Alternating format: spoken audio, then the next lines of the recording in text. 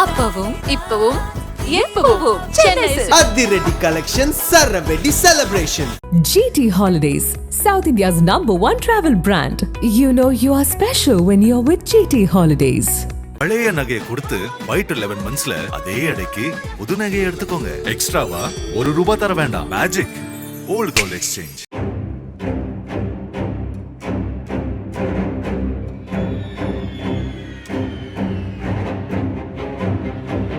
உத்தரப்பிரதேச மாநிலம் சம்பல் மாவட்டம் தெக்பா கிராமத்தைச் சேர்ந்தவர் 22 வயதான ரீனா. இங்கு பாதிக்கப்பட்ட பெண்ணின் நலன் கருதி அவரது பெயர் மாற்றப்பட்டிருக்கிறது.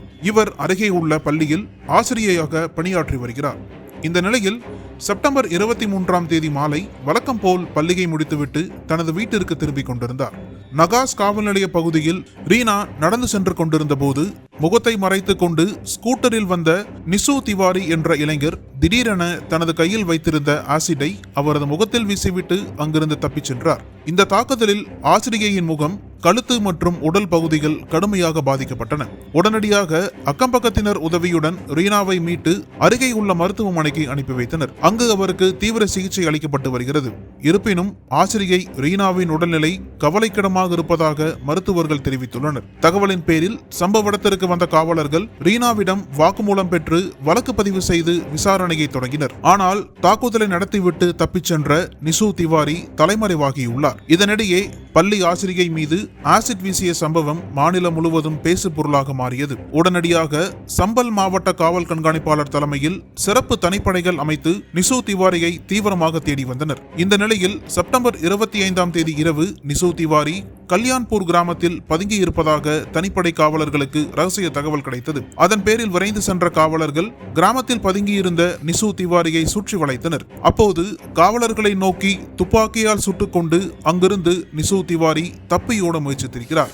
அதனால் தனிப்படை காவலர்கள் நிசு திவாரியை காலில் சுட்டு பிடித்தனர். இதையடுத்து காலில் காயமடைந்த திவாரியை மீட்ட காவலர்கள் கைது செய்து மாவட்ட அரசு தலைமை மருத்துவமனையில் சிகிச்சைக்காக சேர்த்துள்ளனர். அவரிடம் நடத்தப்பட்ட விசாரணையில் நிசு திவாரி நீண்ட நாட்களாக ஆசிரியை ரீனாவை பின்தொடர்ந்து வந்ததும் அவரை செல்போனில் தொடர்பு கொண்டும் தொந்தரவு செய்திருக்கிறார். இது குறித்து ரீனா காவல் நிலையத்தில் புகார் அளித்திருக்கிறார். ஆனால் புகார் மீது காவலர்கள் எந்த நடவடிக்கையும் எடுக்கவில்லை என்று கூறப்படுகிறது.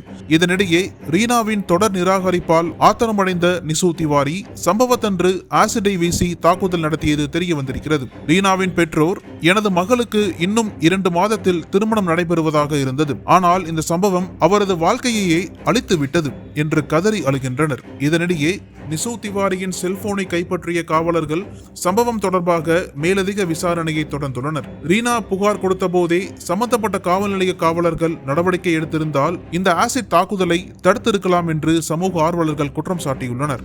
இந்த சம்பவம் மாநிலம் முழுவதும் பரபரப்பை ஏற்படுத்திய நிலையில் குற்றவாளிக்கு கடுமையான தண்டனை வழங்கப்படும் என முதல்வர் யோகி ஆதித்யநாத் உறுதியளித்துள்ளார். மேலும் பாதிக்கப்பட்ட ஆசிரியைக்கு ரூபாய் 5 லட்சம் உதவித்தொகையும் அறிவித்துள்ளார். அனல் பறக்கும் செய்திகளை அப்டேட் செய்து கொள்ள நக்கீரன் களத்தை இப்பவே சப்ஸ்கிரைப் பண்ணுங்க.